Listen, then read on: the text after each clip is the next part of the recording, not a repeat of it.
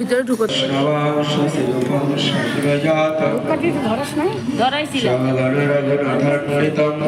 তোমারটা নিবা গেছে কখন ধরেছি তোমারটা গোটা সাদ্বৈতং সাবধূতং পরিজানি সহিতং কৃষ্ণ চরিতং শ্রী রাধা কৃষ্ণ পাদা সগণং ললিতা শ্রী সখাদিতাশ্চ আজানুলম্বিত ভুজৌ কনকাবদাতৌ সংকীর্তনয় পিতরৌ কমলায়তাক্ষৌ विश्वम्भरद्विजवरोजिगधर्मपालो वन्दे जगत्प्रियकरो करुणावतारो नमस्ते कालसत्ताय जगन्नाथसुताय च साभित्ताय सपुत्राय सकलत्राय ते नमः आनन्दलीलामय विग्रहाय रमावदिव्यस्य विसुन्दराय तस्मै महाप्रेमरसप्रदाय चैतन्यचन्द्राय नमो नमस्ते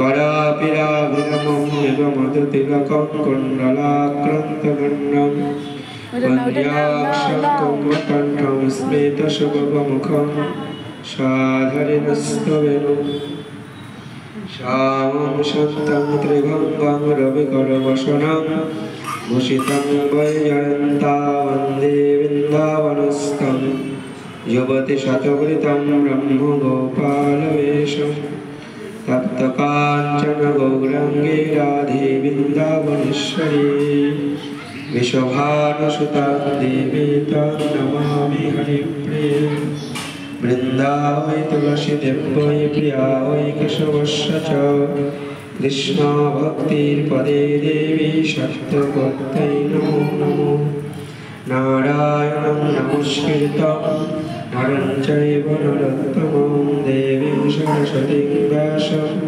ततो जयमुदीरयेत् वञ्चाकल्पतरुभ्यश्च कृपासिन्धुभ्येव च पतितानां पावनेभ्यो वैष्णवेभ्यो नमो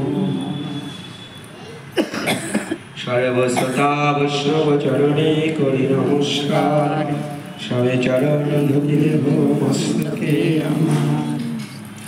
जय रूप सनातन भट्ट रघुनाथ सजीव गोपाल भट्ट दास रघुनाथ এই ছয় গোসাইয়ের করি চরণ বন্দন যাতে বিঘ্ননাশ হয় বিষ্ণু পুরাণ হরে কৃষ্ণ কৃষ্ণ কৃষ্ণ হরে হরে হরে রাম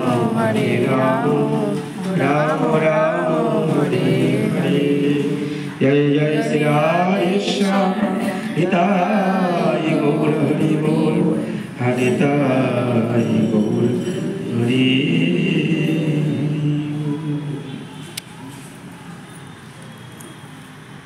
আজকের দিনে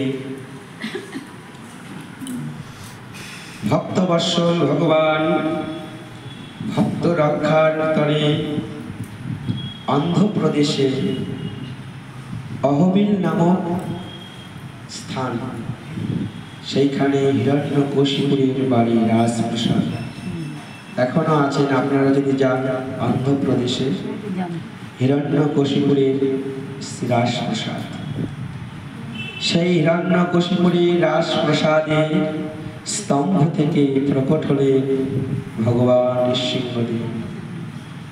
আমরা ভাগবত অবলম্বনে আস্বাদন করব।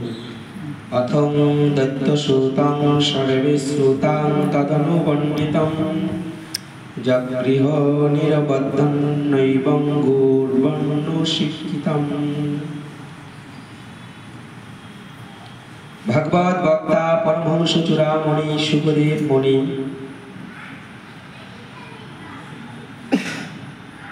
মহারাজ পরীক্ষিতকে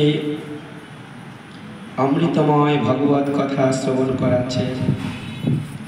তার মধ্যে আজকের যে লীলা, দৈত্যরাজ হিরণ্যকশিপু বধ এবং নরসিংহদেবের আবির্ভাব ও ব্রহ্মাদি দেবগণের স্তুতি। নরসিংহদেবকে সমস্ত দেবতারা স্তুতি করছেন। আপনারা তো জানেনই, প্রহ্লাদ দৈত্যের কুলে জন্মেছিলেন। পিতা হলো বিষ্ণুদ্রোহী, বিষ্ণু বিদ্বেষী হিরণ্যাক্ষ, হিরণ্যকশিপু। হিরণ্যাক্ষ এবং হিরণ্যকশিপু এরা দুই ভাই, প্রহ্লাদের বাবা এবং জ্যাঠা। হিরণ্যাক্ষ পৃথিবীকে পাতালে নিয়ে গেছিলেন। সেখান থেকে ভগবান বরাহদেব হিরণ্যাক্ষকে বধ করে পাতাল হইতে পৃথিবীতে নিয়ে আসলেন, সেদিন থেকে হিরণ্যকশিপুর ভগবান বিষ্ণুকে দেখতে পায়। বিষ্ণুর নাম শুনলেই তার ভাতৃস্রোত জেগে উঠে। পিতা, আমার ওই বিষ্ণু আমার দাদাকে মেরেছে, ওই বিষ্ণুর নাম আমি কখনো উচ্চারণ করব না। ওইদিকে হিরণ্যকশিপু ব্রহ্মার কাছে তপস্যা করে বর প্রাপ্ত হয়েছে। হে ব্রহ্মা, আমায় এই বর দাও, আমাকে যেন কোনো দৈত্য, কোনো অসুর মারতে না পারে, কোনো দেবতা যেন আমায় মারতে না পারে, অস্ত্রের দ্বারা শস্ত্রের দ্বারা যেন আমার মৃত্যু না হয়, আমি যেন জলেও না মরি, স্থলেও না মরি, আমি যেন দিনেও না মরি, রাত্রেও না মরি। এইভাবে বর চেয়েছিলেন। তাই হিরণ্যকশিপুর ভাবত আমি অমর, আমি অজয়, আমার কখনো নিধন বিষ্ণুর সঙ্গে যুদ্ধ বিদ্রোহ করতে। কিন্তু সেই ঘরে দৈবযোগে ভক্ত প্রহ্লাদ এসেছে। আপনারা ভাবতে পারেন দৈত্যের ঘরে ভক্তের জন্ম কিভাবে হয়? মায়ের কারণে। মা যদি হরিভক্ত হয় তবে মা হরিভক্ত সন্তান পাবে। নিতাই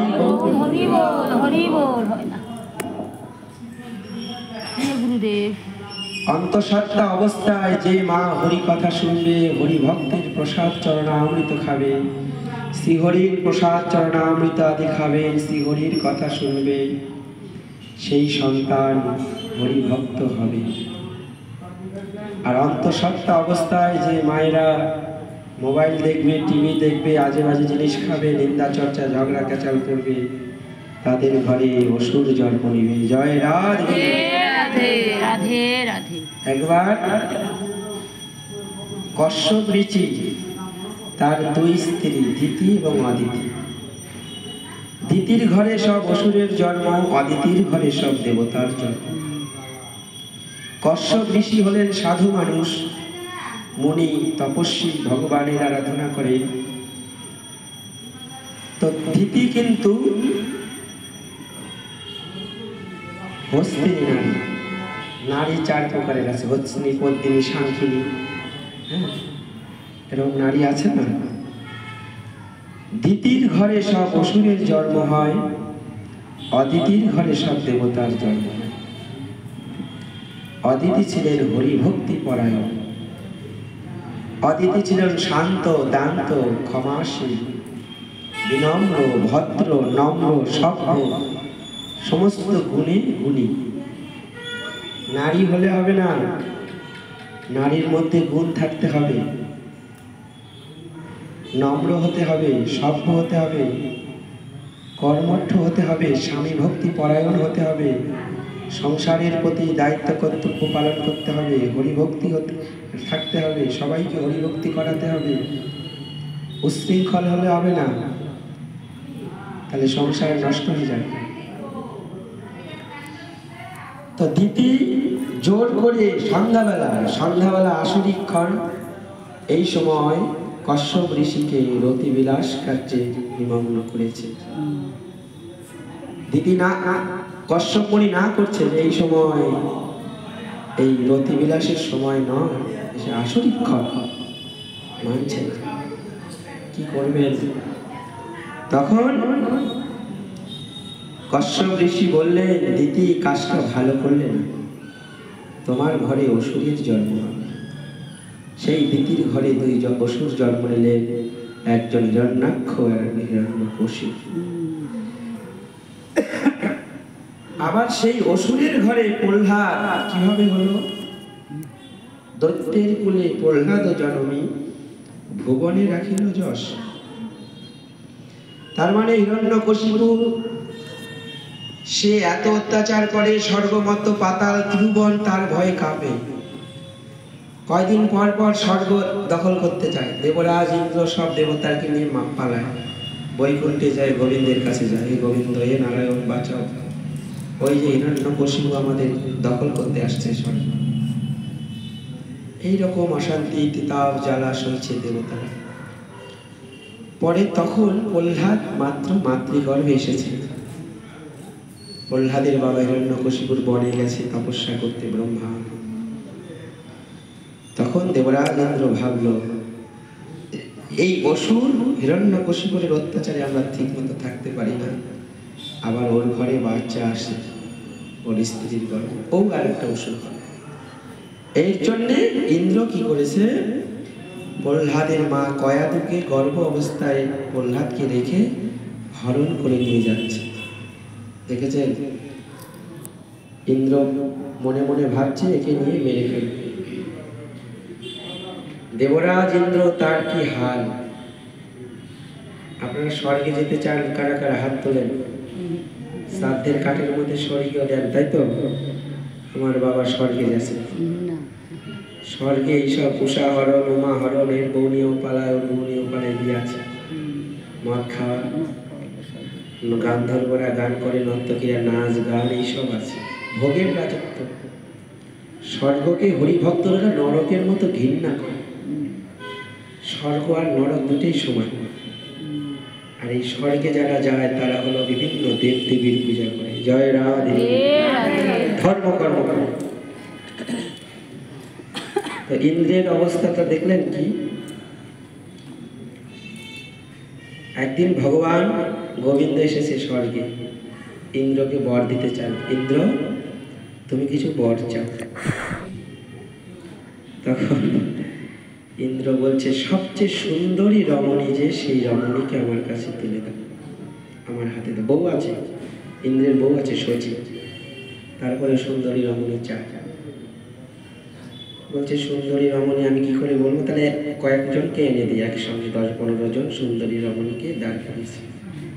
বলে, বেছে নাও কোনটা ভালো লাগে। ওইখানের মধ্যে সবচেয়ে সুন্দর সে উর্বশী। বলে, ওইটাকে ভালো লাগছে, উর্বশী। উর্বশীকে নিয়ে পিতা ব্রহ্মার কাছে গিয়ে প্রণাম করছে। ব্রহ্মা বলছে, ওটা কে তোমার সঙ্গে? কোনোদিন দেখে নাই। বলে, ওই যে ওইটা। মানে কি বলবে, ও বলা যাবে না, বিবাহিত দিয়েছে এইসব। ওকে বলে, গোবিন্দ এসেছিল স্বর্গে, প্রণাম করলাম, উনি খুশি হয়ে বর চাই, বলে বর মাগো। তখন আমি এই উর্বশীকে মেগে দিলাম। ব্রহ্মা বলছে, ছি ছি দেবরাজ, তোমার কি হাল? তুমি স্বর্গের রাজা, গোবিন্দের কাছে এসব চাইতে হয়? তার কাছে, তার চরণে ভক্তি চাইতে হয়, প্রেম চাইতে হয়। তাই গৌর এই সামান্য জিনিস চেয়েছো, আবার এখানে মুখ দেখাতে এসেছো, লজ্জা করে না? ভোটে জিতে এসেছো, দূরে যাও।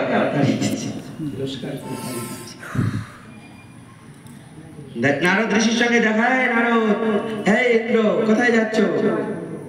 বলছে, ওই কয়াতুকে নিয়ে মেরে ফেলবো। ছি ছি, এটা কি ভাষা তোমার? দেবরাজ ইন্দ্র বলছে, ওর বাবা অসুখ, ওর গর্ভের সন্তানটা অসুখই হবে, ওর জ্বালায় আমরা থাকতে পারছি না, তাই বলে তুমি মারবে? অসুখ না হয় যদি ভক্ত হয়? এমনি নারী হত্যা মহাপাপ, ভ্রূণ হত্যা, গর্ভপাত করবে তুমি? ছেড়ে দাও, ভদ্র মতন চলে যাও। দেবশ্রীর উপরে তো কথা বলতে পারে না, ছেড়ে দিলে যাও। কয়াতু ভয়ে জড়সড় দেবশ্রী ঋষির আর আশ্রমে থাকতে লাগলেন। গর্ভে প্রহ্লাদ। আর বৈষ্ণবের আশ্রমে কি হয়? সকাল থেকে মঙ্গলা আরতি, বৈষ্ণব ভক্ত সাধু গুরু বৈষ্ণবের পদার্পণ, হরিনাম সংকীর্তন, গৌর গোবিন্দের চরণামৃত প্রসাদ, চরণ তুলসী, বৈষ্ণবের অধরামৃত খেতে লাগলেন। এর কারণে কয়াতুর গর্ভে অসুর হওয়ার কথা ছিল, কিন্তু ভক্ত প্রহ্লাদ হয়েছে। নিতাই গৌর হরি। যাই হোক, প্রহ্লাদ শিশুকাল থেকে শান্ত, দান্ত, বিনয়ী, সমস্ত গুণে গুণী, অলৌকিক গুণ। ভক্তের চরিত্র তো ভক্তদের মধ্যে অলৌকিক গুণে পরিপূর্ণ। এটা দেখে হিরণ্যকশিপুরের মনটা খারাপ। আমার ঘরে এরকম ছেলে কি করে হয়? বাবা, এইসব ভক্তি শক্তি এগুলো করবি না বাবা, ভক্তি ভক্তি করব না? যার ইঙ্গিতে বিশ্ব ব্রহ্মাণ্ড চলে তাকে ভক্তি করব না? এই